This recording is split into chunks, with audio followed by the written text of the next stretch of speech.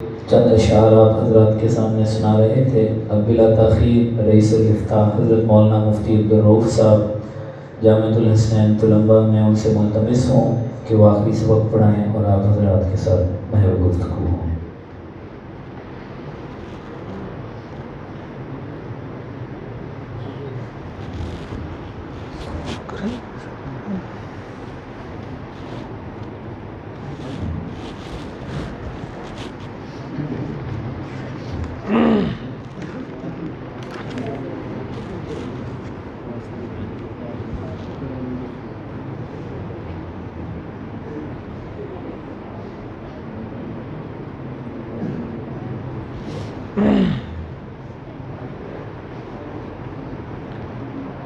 نحمده ونصلي على رسوله الكريم اعوذ بالله من الشیطان الرجیم بسم اللہ الرحمن الرحیم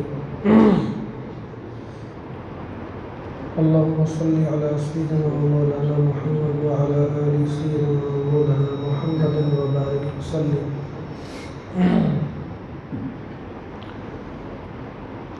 اللہ تعالیٰ نے ہمارے اوپر بہت بڑا احسان فرمایا، ہمیں اپنے نبی صلی اللہ علیہ وسلم کی زندگی کے ساتھ نسبت عطا فرمائی۔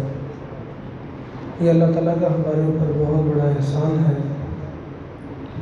اس کائنات کی سب سے محبوب ہستی، اللہ تعالیٰ کی سب سے محبوب ہستی اور آپ صلی اللہ علیہ وسلم کے ارشادات مبارک،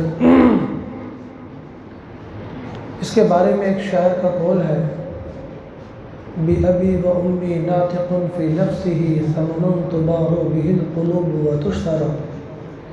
میرے ماں باپ قربان ہوں اس ہستی پر جس کے بولوں میں ایسی چاشنی ہے، اس کے اقوال میں ایسی قیمت ہے اور اس کے اقوال میں ایسی تاثیر ہے اور اتنے قیمتی ہیں کہ جن کے ذریعے دلوں کے سودے کیے جاتے ہیں۔ دنیا کے دینار اور درہم، روپیہ، پیسہ، اس سے دنیا کی چیزیں خریدی جا سکتی ہیں، دل نہیں خریدے جا سکتے۔ پوری کائنات کی قیمت لگا کر ایک دل انسان خرید نہیں سکتا، لیکن اللہ تعالیٰ نے خاتم الانبیاء صلی اللہ علیہ وسلم کے اقوال میں وہ طاقت اور وہ قیمت اور وہ تاثیر رکھی ہے، ایک بول ساری دنیا کے دلوں کے سودے کرنے کے لیے کافی ہے۔ تو اس کے لیے جو ہے پہلے تھوڑا سا سبق کے درجے میں پڑھ لیں، اس کے بعد اسی سے متعلق چند بڑوں سے سنی ہوئی باتیں عرض کر دیں گے۔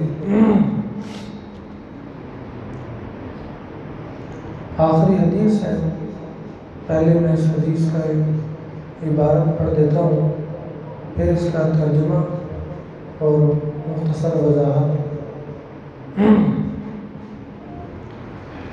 به قال حدثنا احمد بن اشکاب قال حدثنا محمد بن فضيل عن عمارة بن القعقاع عن ابي زرعة عن ابي هريرة رضي الله عنه قال قال النبي صلى الله عليه وسلم كلمتان حبيبتان إلى الرحمن خفيفتان على اللسان ثقيلتان في الميزان سبحان الله وبحمده سبحان الله العظيم۔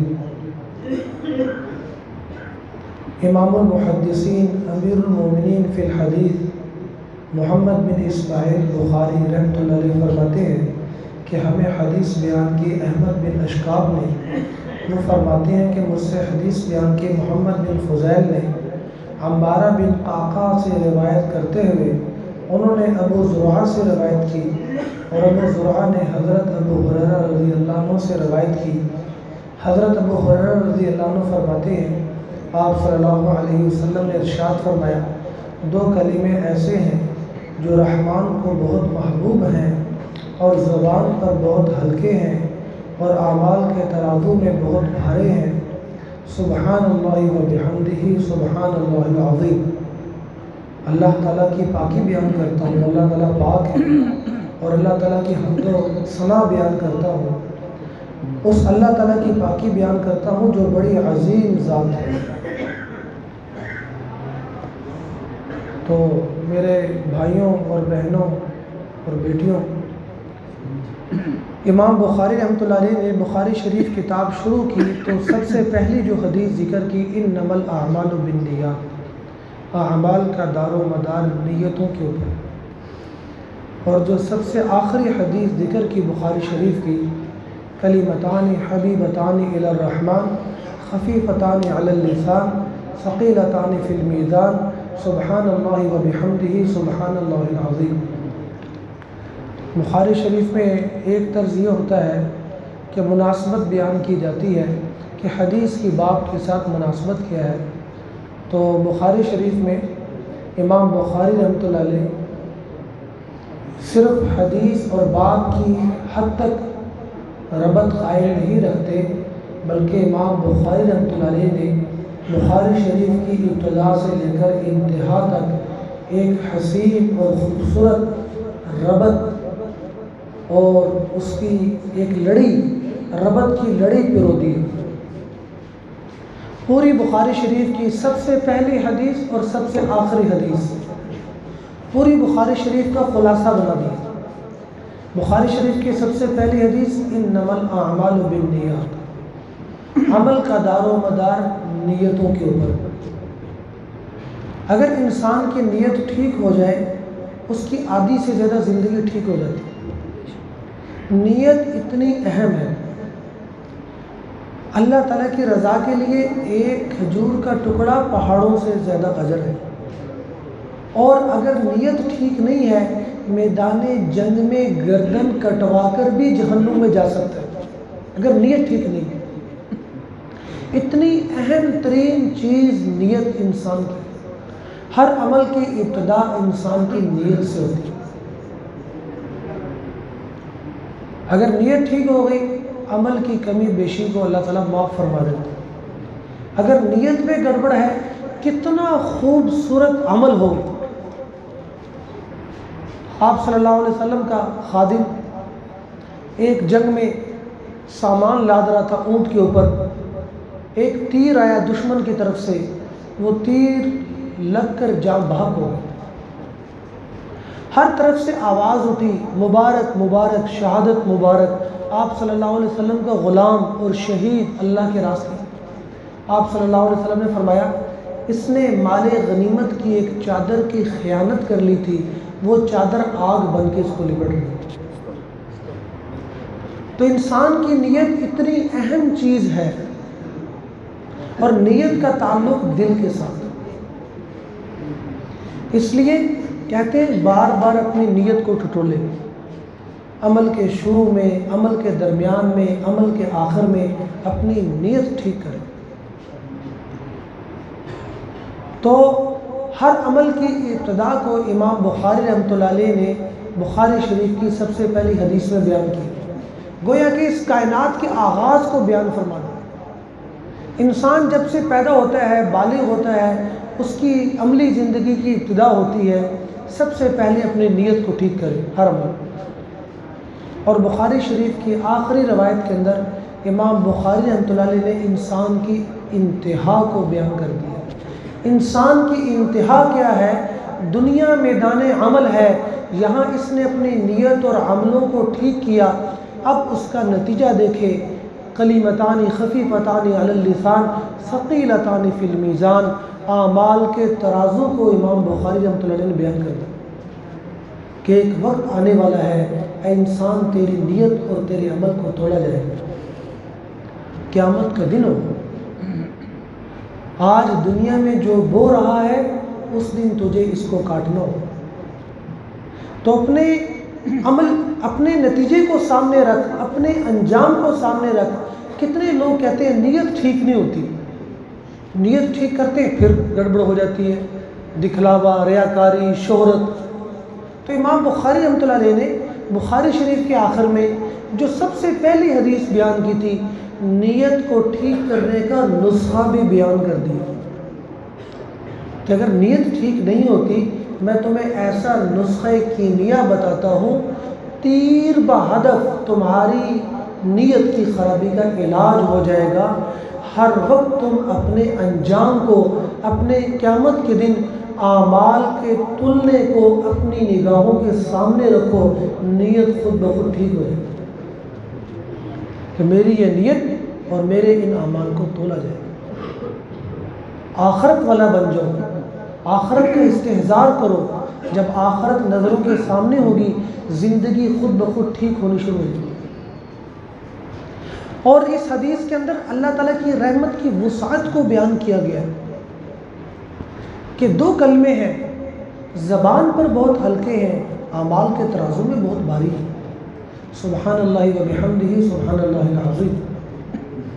کتنی دیر لگی ان کو پڑھنے میں؟ ایک دفعہ سارے بھائی پڑھ لیں، سبحان اللہ و بحمدہ سبحان اللہ العظیم۔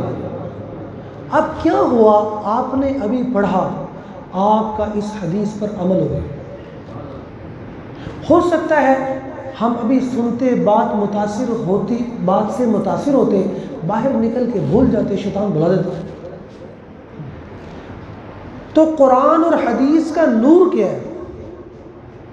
بہت زیادہ یہ لفظ استعمال ہوا ہے قرآن اور حدیث میں۔ دل کو نورانی بنا لو، قرآن پاک نور ہے، حدیث پاک نور ہے، حتیٰ کہ آپ علیہ الصلوۃ والسلام کی دعائیں ہیں، یا اللہ میرے جسم میں نور کر دے، میرے پٹھوں میں نور کر دے، میری ہڈیوں میں نور کر دے، میرے گوشت میں نور کر دے۔ اور یہ دعائیں مانگی جاتی ہیں، اللہ قرآن اور حدیث کا ہمیں نور عطا فرما۔ یہ بچیاں فارغ ہو رہی ہیں، دورہ حدیث کر رہی ہیں، تو یہ بہت اہم بات ہے۔ اس کو اگر ہم اپنے پلے سے باندھ لیں، گویا کہ مدرسے پڑھنے کا مقصد حاصل ہو۔ اگر اس بات کو اپنے پلے نہیں باندھا، چاہے کل کو ہم بڑی بڑی مساجد کو بنائیں، بڑے بڑے مدارس کو قائم کریں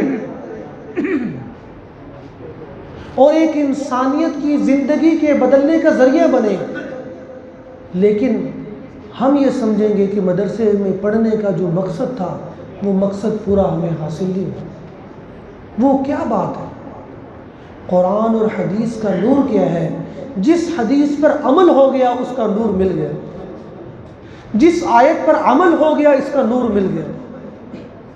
آج کل لوگوں کو بہت شوق ہوتا ہے دین کے علم سیکھنے کا، بڑے بڑے پی ایچ ڈیز، بڑی بڑی ڈگریوں والے، ہم قرآن پاک پڑھیں، حدیث پاک پڑھیں، لیکن ایک نیٹ کا دور کہ جی وہ موبائل کھول لیا، نیٹ کھول لیا، تفسیر ڈاؤن لوڈ کر لی، اب وہ صوفے سیٹ کے اوپر بیٹھے ہوئے ہیں، ٹیک لگائی ہوئی ہے، لیٹے ہوئے ہیں، اور وہ دیکھ رہے ہیں، پڑھ رہے ہیں۔ کیا کر رہے ہیں جی؟ نالج گین کر رہے ہیں، ہم نالج گین کر رہے ہیں۔ میرے بھائیوں، دین کا جو علم ہے یہ نالج گین کرنے کا نام نہیں ہے۔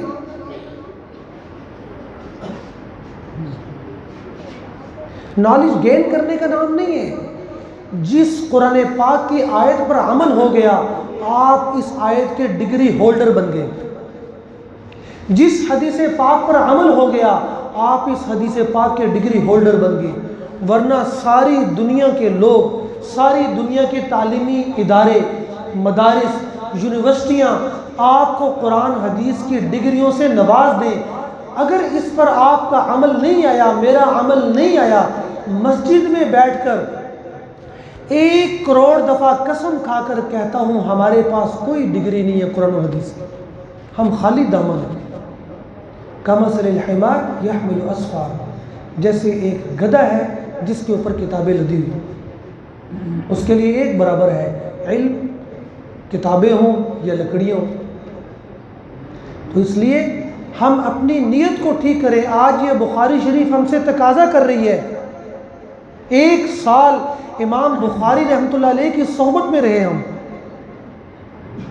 آخر ہم سوچیں کتابیں کتنی زیادہ ہیں، اب نیٹ نے کتنی کتابیں عام کر دی ہیں، نئی نئی کتابیں لکھی جا رہی ہیں، آخر اس بخاری شریف کو اتنی مقبولیت حاصل ہوئی، اصح الکتب بعد کتاب اللہ کا لقب حاصل کیا۔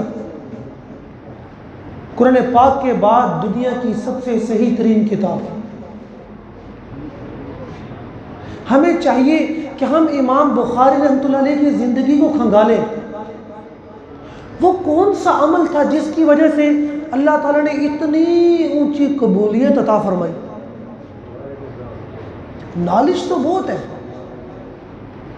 ایسی ایسی سیڑھیاں بن گئی ہیں، ایک سیڑھی کے اندر ساری صحیح ستہ، ساری تفاسیر. لیکن آج 1200 سال گزر چکے ہیں، لیکن یہ بخاری شریف کو اتنی قبولیت حاصل ہے. تو وہ کون سی صفات تھی؟ اگر اس کے اوپر ہم بات شروع کر دیں تو یہ ہماری مجلس اس کا تحمل نہیں رکھتی، اس مجلس میں بات کو مکمل کیا جائے. میں صرف ایک ایسا پہلو امام بخاری رحمۃ اللہ علیہ کی زندگی کا ایک ایسا پہلو بتانا چاہوں گا کہ جو ان کی زندگی میں بہت زیادہ ہائی لائٹ ہے. وہ پہلو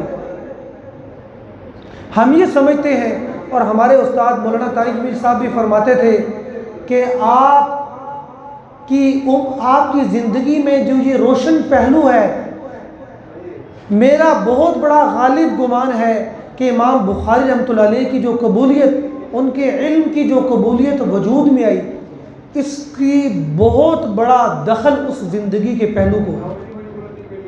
وہ زندگی کا پہلو کیا ہے؟ امام بخاری رحمۃ اللہ علیہ کے بارے میں آتا ہے مغتابقت. امام بخاری رحمۃ اللہ علیہ نے پوری زندگی کسی مسلمان کی غیبت نہیں کی، پوری زندگی. تو میرے بھائیوں، یہ ایسا عمل ہے، اللہ تعالیٰ کی ایسی قبولیت اتارنے والا ہے. جیسے ماں اپنے بچے سے خوش ہوتی ہے، بچے پر ماں کو پیار آتا ہے، ماں بچے کو دبوچ لیتی ہے، ماں بچے کو سینے سے لگاتی ہے، ماں کی رحم اور ماں کی شفقتیں اس بچے پر بہنا شروع ہو جاتی ہیں. تو میرے بھائیوں، یہ غیبت، مسلمان کی غیبت سے رکنا اتنا بڑا عمل ہے. آپ یوں سمجھ لیں کہ جو آدمی اس کا اہتمام کرتا ہے، اللہ تعالیٰ کی رحمت بارش کی طرح اس پر برسنی شروع ہے. غیبت کسے کہتے ہیں؟ کسی مسلمان کی پیٹھ کے پیچھے اس کی برائی کو بیان کرنا. اگر کسی مسلمان میں کمی نظر آ رہی، اس کو اس کے سامنے بیان کرو. سب سے پہلی بات ہے اپنی آنکھوں کو غلط کہو. میری آنکھوں نے غلط دیکھا، میرے کانوں نے غلط سنا، میری آنکھوں نے غلط دیکھا. ایک چور آیا حضرت علی رضی اللہ عنہ کے پاس کہ حضرت میں نے چوری کی ہے. حضرت علی رضی اللہ عنہ نے فرمایا دیکھ لو، سوچ سمجھ لو کیا کہہ رہے ہو. جی میں نے چوری کی ہے، میرے اوپر حد لگائے. تو حضرت علی رضی اللہ عنہ نے جلاد کو بلا لیا. جیسے اسلام میں چوری کی حد ہے، خاص مقدار مال کی مقرر ہے، اگر وہ چور چوری کرے تو اس کے اوپر ہاتھ کٹتا ہے. تو میرے بھائیوں، اللہ تعالیٰ کو پتہ ہے، اللہ تعالیٰ کو پتہ ہے کہ برائی کو معاشرے سے کیسے ختم کیا جاتا ہے. یہ اللہ تعالیٰ کو معلوم ہے.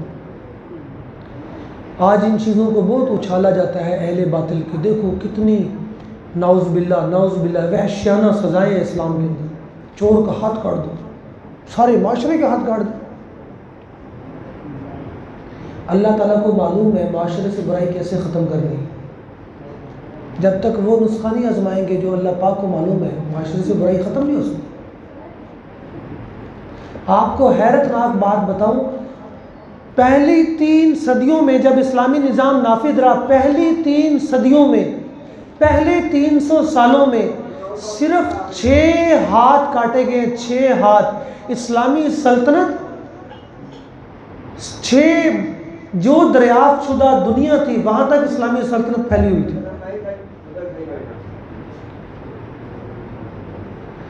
سورج غروب نہیں ہوتا تھا اسلامی سلطنت کے اندر. 22.5 لاکھ مربع میل. یہ تو حضرت عمر فاروق رضی اللہ عنہ کے زمانے میں تھا، اس کے بعد مزید بڑی. پہلے 300 سال میں صرف 6 ہاتھ کاٹے گئے. کیا مطلب؟ پہلی 3 صدیوں میں صرف 6 چوریاں ہوئی. ایسا آئیڈیل معاشرہ ہم پوری کائنات میں پیش کر سکتے ہیں؟ پہلے 300 سال میں صرف 6 دفعہ چوری ہوئی ہے پوری دنیا کے اندر. اور آج ہم اگر ریکارڈ اٹھائیں، ہمارا یہ علاقہ، ہمارا یہ چھوٹا سا علاقہ، یہاں کا ریکارڈ اٹھا لیں، ایک دن کے اندر بھی 6 سے کئی گنا زیادہ چوریاں ہوتی ہیں. تو حضرت علی رضی اللہ عنہ کے پاس وہ شخص آیا کہ میں نے چوری کی ہے، میرا ہاتھ کاٹے۔ انہوں نے جلاد کو بلایا، جیسے ہی جلاد آیا تو اس نے کہا جی میں نے چوری نہیں کی۔ تو حضرت علی رضی اللہ عنہ نے چھوڑ دیا۔ جب تو ساتھیوں نے کہا جی وہ ہاتھ کٹنے سے ڈر گیا، اس نے اقرار کر لیا تھا کہ میں نے چوری کی ہے۔ ہاتھ کٹنے کا منظر جب سامنے آیا کہ اب جلاد میرا ہاتھ کاٹے گا، ڈر گیا، وہ انکاری ہو گیا۔ انہوں نے فرمایا آخذہ بقولہ واترکہ بقولہ، اسی کی بات پہ ہاتھ کاٹ رہا تھا، اسی کی بات پہ چھوڑ دیا۔ یعنی مسلمان سے حسن ظن، میری آنکھیں غلط دیکھ سکتی ہیں، میرے کان غلط دیکھ سکتے ہیں، وہ ٹھیک کر رہے۔ حاجی عبدالوہاب صاحب سڑک پر جا رہے تھے، ایک آدمی پانی پی رہا تھا کھڑے ہو کے۔ حاجی صاحب نے کہا اوہو مسلمان کھڑے ہو کے پانی پی رہے، بیٹھ کر پانی پینا سنت۔ پھر فوراً خیال آیا کہ تو نے مسلمان سے بدگمانی کی، فوراً اپنا خیال بدلا کہ یہ آب زمزم پی رہے۔ آب زمزم کھڑے ہو کے پی سکتے؟ تو مسلمان کی غیبت سے بچنا، یہ عمل امام بخاری رحمۃ اللہ علیہ کی زندگی میں بہت زیادہ ہائی لائٹ ہے۔ تو سب سے پہلے اپنی تردید کریں، اور جب اپنی تردید نہ کر سکیں، ایک برائی بہت زیادہ وجود میں آ رہی ہے اور بالکل پکا ٹھکا سامنے آ گیا ہے، پھر اس سے خود جا کے بات کریں، اس کو سمجھائیں، لیکن پیٹھ کے پیچھے اس کی برائی نہ کریں۔ اور بھائی اگلی بات یہ ہے کہ یہ مدرسہ کیونکہ مستورات کا ہے، اس کے حوالے سے بات ہو رہی ہے، تو اس موضوع پر بھی میں تھوڑی سی عرض کرنا چاہوں گا۔ اللہ تعالیٰ بچوں کے پڑھنے پڑھانے کو قبول فرمائے۔ عورت ایسی ذات ہے جس کی خیر بھی متعدی ہے، جس کا شر بھی متعدی ہے۔ عورت متعدی کا کیا مطلب ہے؟ پھیلنا۔ مرد کی برائی اس درجے میں نہیں پھیلتی جس درجے میں عورت کی برائی پھیلتی ہے، مرد کی اچھائی اس درجے میں نہیں پھیلتی جس درجے میں عورت کی اچھائی پھیلتی۔ اس لیے فرمایا ایک ولی عورت 70 ولیوں سے افضل ہے، ایک نیک عورت۔ اس میں آپ کو ایک واقعہ سنا دیتا ہوں۔ عورت کی شر، عورت کا شر کیسے خطرناک ہے، عورت کا شر کیسے پھیلتا ہے، اور کیسے بڑے بڑے دین کے ستون اس کے شر کی زد میں آ جاتے ہیں۔ حضرت یحییٰ علیہ السلام کے زمانے میں طاغیہ تھا، وقت کا بادشاہ تھا، بہت سرکش اور جابر۔ اس نے نعوذ باللہ اپنی سگی بہن سے نکاح کر لیا۔ یہ محرم رشتے ہیں، اللہ پاک نے ان کو حرام بنایا، ان کو محرم بنایا۔ تا دوام رہتی زندگی، تا قیامت ہمیشہ کے لیے رشتے حرام کیے۔ تو سرکش بادشاہ نے اپنی نعوذ باللہ بہن سے نکاح کر لیا۔ تو لوگ حضرت یحییٰ علیہ السلام کے پاس آئے مسئلہ پوچھنے کے لیے کہ حضرت یہاں کا وہ جو جابر بادشاہ ہے، اس نے اپنی بہن سے نکاح کیا ہے، آپ کیا فرماتے ہیں اس کے بارے میں؟ تو حضرت یحییٰ علیہ السلام نے فتویٰ دیا اور فرمایا کہ اس نے حرام کیا، ناجائز کیا، اور ایسا کرنے والا واجب القتل ہے۔ جو اپنے سگی محرم کے ساتھ ایسی حرکت کرے، واجب القتل۔ تو یہ بات اس کی بہن تک پہنچ گئی، اس سرکش بادشاہ کی، جابر بادشاہ کی بہن تک پہنچ گئی کہ میرے جو ہونے والا خاوند ہے جس نے مجھ سے نکاح کیا، میرا بھائی، اس کے بارے میں یہ بات کہی گئی ہے، اور ہم بدنام ہو گئے معاشرے کے اندر یحییٰ علیہ السلام کے فتوے کی وجہ سے۔ رات کو وہ بادشاہ جب اپنی بہن، اپنی من گھڑت بیوی، اپنی بہن کے پاس گیا تو اس کی بہن نے کہا کہ تیرا میرے پاس آنا حرام ہے جب تک تو میرے سامنے یحییٰ علیہ السلام کا سر لے کر نہیں آئے۔ انہوں نے ایسا ایسا فتویٰ دیا ہے جس سے میں اور ہمارا خاندان ہم بدنام ہو گئے معاشرے. تو جب تک تو ان کا سر لا کر میری آنکھیں ٹھنڈی نہیں کرے گا تیرا میرے قریب آنا حرام. تو بادشاہ غصے میں آ گیا. اس نے اسی وقت فوج کا ایک دستہ روانہ کیا کہ جاؤ یحییٰ علیہ السلام کا سر لے کر. اس وقت یحییٰ علیہ السلام عبادت کر رہے تھے اور مسجد میں نماز میں سجدے کی حالت میں تھے. وقت کے نبی جن کا ذکر اللہ پاک نے قرآن پاک میں فرمایا اور مسجد میں اور عبادت میں حالت سجدہ کے اندر، تو اس فوج کے دستے نے مسجد کے اندر گھس کر یحییٰ علیہ السلام کو ذبح کر دیا.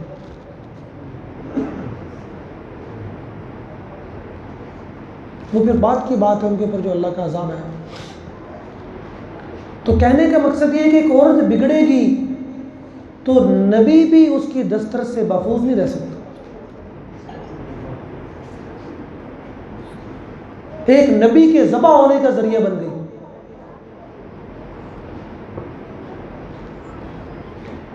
اور جب یہی عورت بگڑتی ہے تو اس کائنات میں افضل ترین شخصیت کہلاتی ہے. اس کائنات کی سب سے افضل ہستی ہے.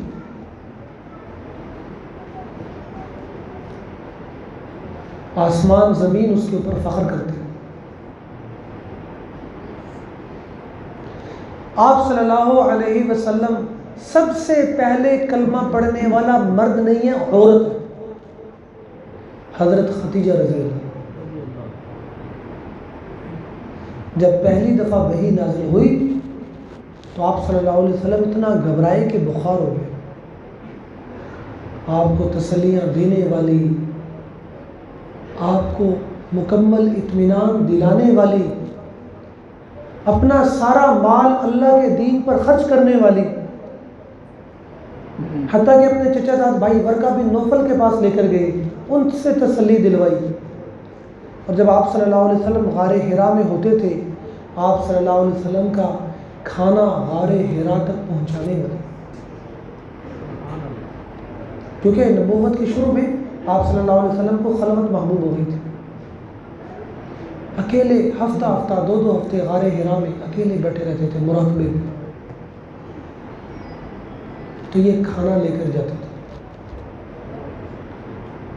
ایک دفعہ حضرت جبرائیل علیہ السلام آپ صلی اللہ علیہ وسلم کے پاس تشریف فرما تھے. عرض کرنے لگے یا رسول اللہ یہ خدیجہ آ رہی ہے اور آپ کا توشہ اٹھایا گیا ہے، توشہ دان، آپ کا کھانا لے کر آ رہی ہے. جب یہ غار میں آپ کے پاس داخل ہوں آپ ان کو میرا اور اللہ جل جلالہ کا سلام پہنچا.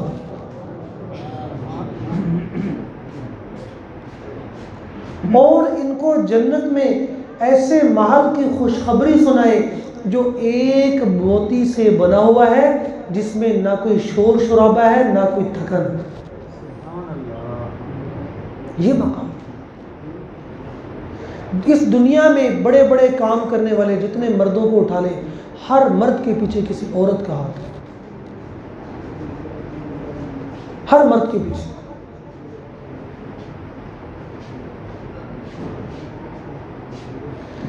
آپ جانتے ہیں کہ غزوہ احد کتنی آزمائش کی گھڑی تھی. جب آپ صلی اللہ علیہ وسلم پر مشرکین مکہ نے قاتلانہ حملہ کیا، صرف 10 صحابہ کرام آپ کے ساتھ تھے اور چاروں طرف سے مشرکین نے گھیر لیا، ان کے جتھوں کے جتھے. اور آپ علیہ السلام فرماتے تھے کون ہے جو ان کو دور کرے وہ جنت میں میرا ساتھی، کون ہے جو ان کو دور کرے وہ جنت میں میرا ساتھی. ان 10 میں سے 7 صحابی انصاری تھے. جب آپ جنت کی خوشخبری سناتے، ایک انصاری آگے بڑھتے، لڑتے لڑتے شہید ہو جاتے اور وہ جتھا پیچھے ہٹ جاتا. پھر وہ جتھا آگے بڑھتا، آپ فرماتے کون ہے جو ان کو دور کر دے، وہ جنت میں میرا ساتھی ہے۔ ایک اور انصاری آگے بڑھتے، لڑتے لڑتے شہید ہو جاتے، وہ جتھا پیچھے ہٹ جاتا۔ 7 کے 7 انصاری صحابہ نے ان کو دور کرتے کرتے جام شہادت نوش کی۔ ان مشرکوں کو آپ صلی اللہ علیہ وسلم کے قریب آنے نہیں دیا۔ اس آزمائش کی گھڑی میں جب آپ صلی اللہ علیہ وسلم کی شہادت کی افواہ اڑا دی گئی، جس کی وجہ سے صحابہ پر بڑی آزمائش آئی، بڑی پریشانی آئی، آپس میں بکھر گئے، ایک دوسرے سے الگ ہو گئے، جدا ہو گئے۔ اس سخت آزمائش کی گھڑی میں آپ صلی اللہ علیہ وسلم نے فرمایا مَلْتَفَتُّ يَمِينًا وَلَا شِمَالًا إِلَّا وَجَدْتُ أُمَّ عَمَّارَ تُقَاتِلُ دُونِي۔ اس آزمائش کی گھڑی میں جب میں دائیں اور بائیں دیکھتا تھا تو حضرت ام عمارہ رضی اللہ عنہ تلوار لے کر میرا کافروں سے دفاع کر رہے تھے۔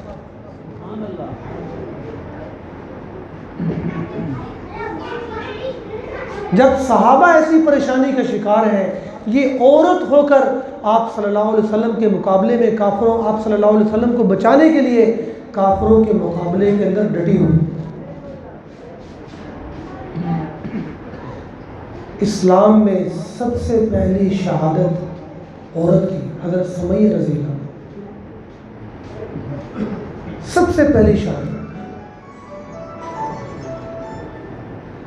جب آپ صلی اللہ علیہ وسلم پر کسی ملعون کافر نے اونٹ کی اوجڑی ڈالی اور کافر کہکے لگا رہے تھے، کچھ بیٹھے ہوئے تھے مسلمان جو اپنا اسلام چھپاتے تھے، ان کی جرت نہیں ہو رہی تھی کہ ہم آگے جا کر اس اونٹ کی اوجڑی کو اتار لیں۔ ان کافروں کا مجمع اور وہ کافروں کا جھگٹا لگا ہوا تھا، مشرکوں کا، ظالموں کا، تو آپ صلی اللہ علیہ وسلم کی بیٹی تشریف لاتی اور وہ اونٹ کی اوجڑی اتارتی، آپ صلی اللہ علیہ وسلم کو گھر لے کر جاتی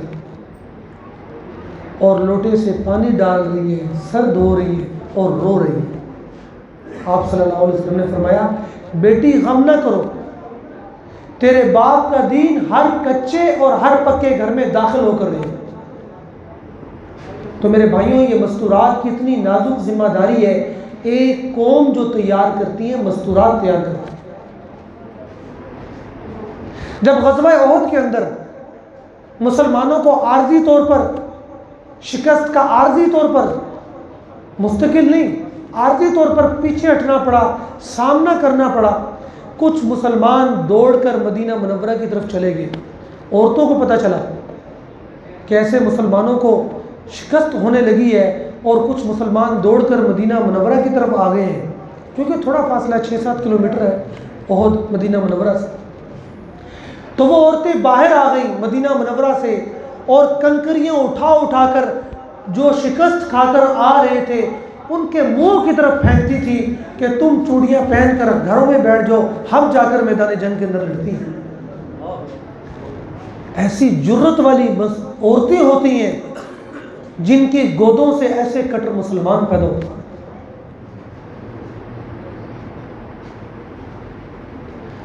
تو ہر موقع پر مسلمان عورت نے اپنے کردار کو نبھایا ہے اور ایک قوم تیار کی۔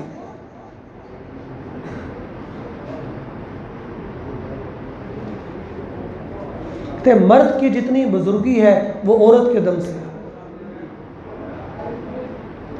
ایک بزرگ کے بارے میں آتا ہے پانی پر مصلح بچھا کے نماز پڑھتے تھے، کرامت تھی۔ ایک دن ان کی بیوی نے کہا تیرا کمال نہیں میرا کمال، اللہ تسبیحاں پھیرتے میں تھک گیا ہوں، تسبیحاں چلاتے بن کے گراتے میں تھک گیا ہوں، تو کہہ رہی ہے تیرا کمال نہیں میرا کمال۔ اس نے کہا چلو کل مجھے دکھانا کیسے مصلح بچھا کے نماز پڑھتے۔ صبح اٹھی بسم اللہ پڑھے بغیر آٹا نکالا، بے وضو آٹا گوندا، بسم اللہ پڑھے بغیر آٹا گوندا، بے وضو روٹی پکائی، بسم اللہ پڑھے بغیر روٹی پکائی، کھانا کھلا دیا۔ اب یہ جائے نماز لے کر چلے، یہ پیچھے پیچھے چل پڑے، پانی پر مصلح بچھایا، بیٹھنے لگے پانی کے اندر. جب پتہ چل گیا کس کی بزرگی ہے, آج تک تجھے میں نے بے وضو آٹا گوندھ کے روٹی نہیں کھلائی. تو ایک مرد کا بننا ایک فرد کا بننا ہے, ایک عورت کا بننا ایک قوم کا بننا ہے.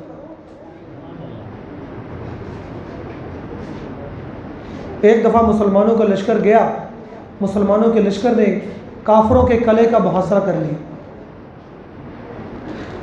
تو کفار کا میٹنگ ہوئی, ان کا مشورہ ہوا.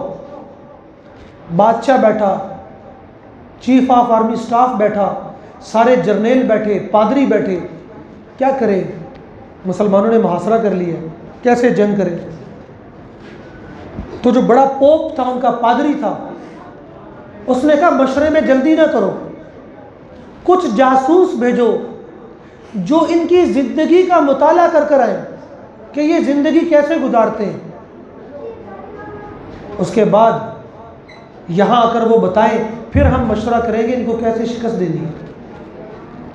بادشاہ نے جاسوس بھیج دیے 3 دن کے لیے. وہ جاسوس 3 دن مسلمانوں کے لشکر میں رہے. واپس آئے, میٹنگ دوبارہ ہوئی, آرمی چیف, جرنیل, بادشاہ, پوپ, پادری سارے بیٹھے. تو ان جاسوسوں نے بتایا کہ ہم دیکھ کر آئے ہیں ان کے اندر اپنے دین کو سیکھنے کا, عمل کرنے کا, سینے سے لگانے کا انتہائی درجے کا شوق. سب سے زیادہ شوق اس بات کا ہے کہ ہمارے سونے نبی کی کوئی سنت معلوم ہو جائے اور وہ ہمارے عمل میں آئے. ان کا دن ہم نے دیکھا کہ ہر طرف تعلیم کے حلقے لگے ہوئے ہیں, سیکھنا سکھانا ہو رہا ہے, فضائل چل رہے ہیں, مسائل چل رہے ہیں, میدان جنگ میں بھی اپنا دین سیکھ رہے ہیں.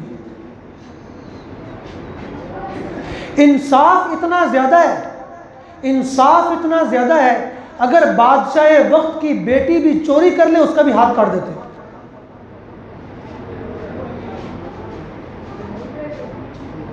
ان کا دن گھوڑے کی پیٹھ پر گزرتا ہے, ان کی رات مسلح کی پیٹھ پر گزرتی ہے. دن کو گھوڑے کی پیٹھ کے اوپر بیٹھ کر جنت کے شوق میں مسکراتے ہیں, اور رات کو مسلح کی پیٹھ پر سوار ہو کر اللہ تعالیٰ کے اور جہنم کے خوف سے روتے. دنیا سے بے رغبت. تو جاسوسوں نے یہ حالات بیان کیے. تو پادری نے کہا ہماری آسمانی کتابوں میں لکھا ہوا ہے ایک آخری نبی آئیں گے, ان کی پھر آگے امت ہوگی. جو جاسوس یہ صفات بیان کر رہے ہیں, اگر وہ صفات اس امت میں ہوں گی جو انہوں نے بیان کی ہیں, تو پہاڑ بھی ان کے مقابلے میں آ جائے گا تو پہاڑ ریزہ ریزہ ہو جائے گا. تو بادشاہ نے کہا یہ تو کوئی مسئلے کا حل نہ ہوا. پادری سے کہا, پوپ سے کہا, ہم تو مسئلہ حل کرنے کے لیے بیٹھے ہیں, ہمیں بتاؤ ہم کیسے مسئلہ حل کریں. تو پادری نے کہا کہ ایک طریقہ ہے, اگر وہ اختیار کیا جائے اور وہ چل گیا تو سمجھ لو کہ پھر گاجر مولی کی طرح کاٹیں گے ان کو. اس نے کیا طریقہ ہے؟ تو اس پادری نے کہا کہ ایسا کرو, کچھ جاسوس لڑکیوں کو تیار کرو, ان کو خوب زیور پہنا دو, خوبصورت لڑکیاں زیور پہنا دو, اور ان کو بے پردہ کر دو, ان مسلمانوں کے لشکر میں بھیج دو. اور یہ وضو کرنے کے لیے فلاں چشمے پر جاتے ہیں, ان کی لشکر گاہ اور چشمے کے درمیان جو راستہ ہے اس پر ہیرے جواہرات پھیلا دو, سونا چاندی پھیلا دو. 2 چیزیں, اگر یہ دنیا کی طرف مائل ہو گئے, سونے چاندی ہیرے جواہرات کی طرف مائل ہو گئے, دنیا پر ٹوٹ پڑے, اور یہ عورتوں کے دام میں آ گئے, عورتوں کے چکر میں پڑ گئے, عورتوں کے عشق میں مبتلا ہو گئے, تو جو پاور ان کے پاس ہے, جو آسمانی نظام ان کے ساتھ چل رہا ہے, وہ نظام ان کا ساتھ چھوڑ دے گا, پھر گاجر مولی کی طرح کاٹتے رہنا. انہوں نے یہی کیا, جو راستہ چشمے تک جاتا تھا اس پر ہیرے جواہرات پھیلا دیے, اور جاسوس لڑکیاں, خوبصورت لڑکیوں کو تیار کیا, بہترین لباس پہنا کر اور ان کا میک اپ کر کے, بے پردہ کر کے اس رستے کے دائیں بائیں کھڑا کر دیا جہاں سے مسلمان وضو کرنے کے لیے چشمے پر جاتے تھے. اب لشکر کے امیر صبح اٹھے، انہوں نے صورتحال دیکھی تو پریشان ہو گئے، تو کام بڑا خراب ہو رہا ہے، تو انہوں نے سارے لشکر کو جمع کیا۔